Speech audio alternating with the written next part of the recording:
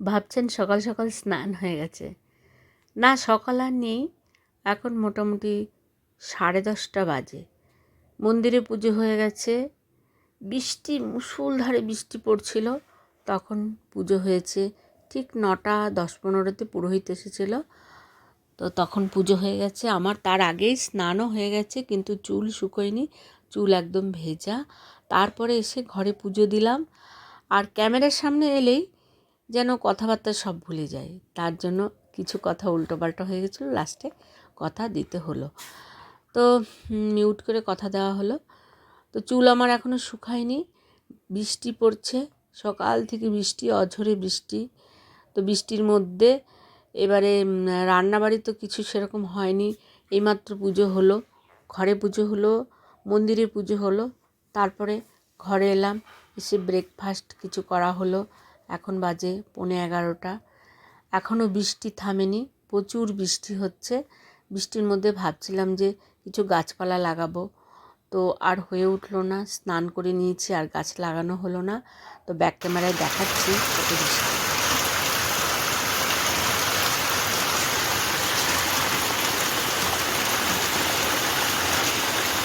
প্রচুর বৃষ্টি, প্রচুর বৃষ্টি হয়েছে, অঝরে বৃষ্টি হয়েই গেছে। আজ 1 সপ্তাহ হতে চললো, বৃষ্টি কিছুতেই কমে না। মাঝে মধ্যে একবার হয়তো একটু কমছে, আর বৃষ্টি। এদিকে আমাদের এই টিনটা একটু ফুটো হয়ে গেছে, সেটা দিয়ে জল পড়ছে। এখানে বারান্দা থই থই জলে, উঠোন থই থই জলে। তো তার মধ্যে আবার কাজ করতে হচ্ছে। যে এই গাছটা ভেবেছিলাম যে এই গাছটা ছোট ছোট চারা বেরিয়েছে, তো চারাগুলো নিয়ে অন্য কোথাও লাগাবো, তাহলে আর একটা হয়ে যাবে আমার। যখন কিনেছিলাম বন্ধুদের, তখনই বলেছিলাম অনেকগুলো চারা সমেত আমি এই গাছটা কিনলাম, তাহলে আরও বসাবো, তাহলে আমার 2টো গাছ আর কিনতে হবে না, 2 ধারে 2টো সাজিয়ে রাখবো, দেখতে ভালো লাগবে। এর জন্যই আমি ওই গাছটা কিনেছি। তো যাই হোক, বৃষ্টির মধ্যে ভেবেছিলাম যে লাগানো আর হলো না। তো এখন আমি যাব মন্দিরে। দেখি আমাদের উঠোনে তো জলে থই থই করছে, এবার মন্দিরে গিয়ে দেখব জল জমেছে। দেখি গিয়ে রাধারানীর উঠানে কতটা জল, ড্রেন তো ভর্তি হয়ে গেছে, এধারেও ড্রেন ভর্তি হয়ে গেছে। দেখি গিয়ে কি অবস্থা, দেখি গিয়ে। কি মা, কি অবস্থা, মন্দির একবারে জলে থই থই করছে, গো যাওয়াই যাবে না আর। কি বাবা, জল ভর্তি হয়ে গেছে। ওই চাতালটা, তারপর তুলসী মন্দিরটা, ওইটুকুনি পর্যন্ত ডুবে গেছে গো। চাতালটা পুরো ডুবে গেছে, পুরো ডুবে গেছে চাতালটা। ওই যে রাধারানী আছে ওখানে, ডুবে গেছে।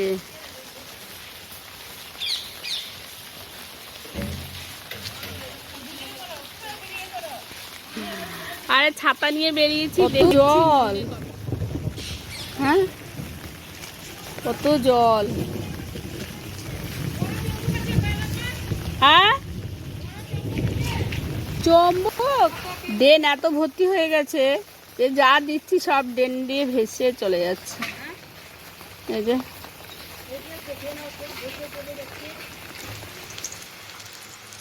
এই বৃষ্টির মধ্যে রান্না করলাম এই বড়া,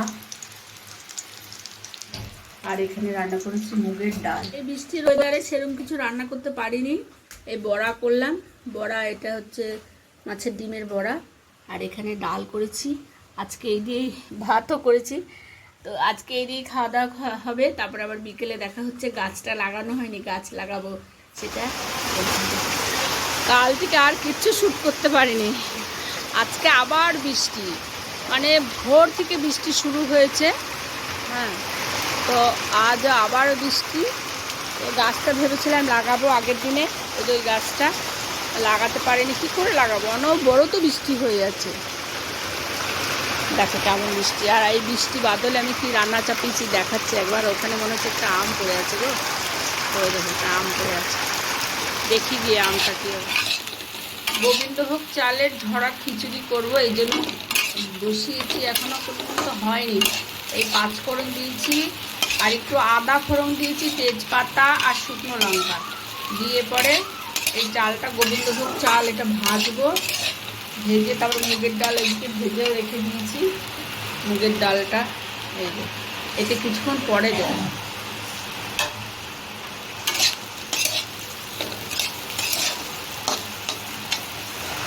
এত বৃষ্টি, বাপ রে বাপ, মনে হচ্ছে ঘরে জল ঢুকবে এবারে। হ্যাঁ, ভর্তি বৃষ্টি। বাবু ভিজে গেলি?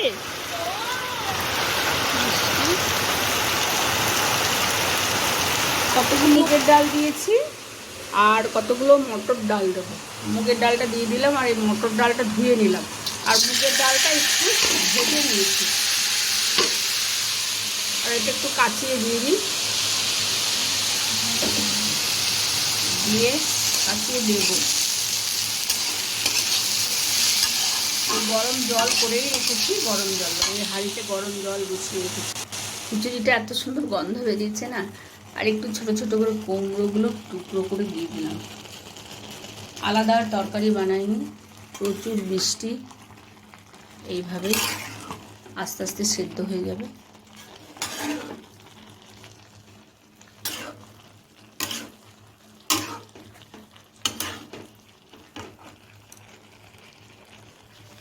এবারে মনে হচ্ছে বৃষ্টিটা একটু থেমেছে, একটু একটু কমেছে। হ্যাঁ, এই যে টিন থেকে বৃষ্টি পড়ছিল, এই যে কলকল করে পড়ছিল, সেটা একটু কমেছে। দেখি এবারে গাছটা লাগানো যায় নাকি। আর গাছটা লাগাবো। এই গাছটা কবে থেকে ভাবছি লাগাবো লাগাবো, লাগানোই হয়ে উঠছে না। এই যে এইটা নতুন পাতা বেরিয়েছে, দেখাচ্ছি কাছে হয়ে গেছে। এই যে খিচুড়িটা একটু পাতলা পাতলাই হলো, মানে এটা বসে যাবে অবশ্য, একদম পাতলা নয়। মানে ঝরা খিচুড়ি করবো বানাবো ভেবেছিলাম, সে ঝরাটা আর হলো না। ঢাকা দিয়ে রেখেছিলাম, দিয়ে দেখছি যে ইয়ে হয়ে গেছে, একটু গলে গেছে। তো যাই হোক, এবার এটা নামিয়ে ফেলবো। আর এইখানে এই কুমড়ো কুচি কুচি করে নিয়েছি, ছোট্ট ছোট্ট করে কেটেছি এইরকম করে, দিয়ে এটাকে বেসন দিয়ে ভালো করে মাখবো, মেখে বড়া করব। তাহলে খিচুড়ির সঙ্গে খেতে বেশ ভালো লাগবে। ভালো হয়েছে না বুদ্ধি? গোটা গোটা ভাজার থেকে এরকম করে বড়া করবো, ছোটো ছোটো বড়া করে তারপরে শেয়ার করছি, দেখাচ্ছি বড়াটা বানিয়ে নিই। এই ছোটো ছোটো কুমড়োগুলো কেটেছিলাম না, এটা বেসন দিয়ে, কালো জিরে দিয়ে আর একটু লবণ, মিষ্টি, একটু কাঁচা মরিচ এগুলো দিয়ে মেখেছি।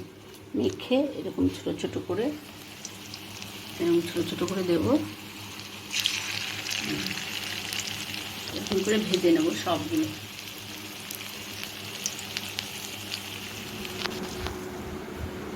কুমড়ো পকোড়ি আমার হয়ে গেছে, আর এদিকে খিচুড়িটাও হয়ে গেছে।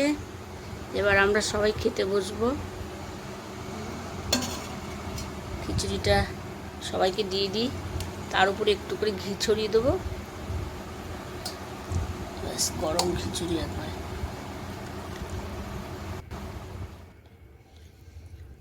কি খাচ্ছ আজকে? খিচুড়ি, গোবিন্দভোগ চালের খিচুড়ি আর পকোড়া, মানে কুমড়ির পকোড়া। কুমড়ি?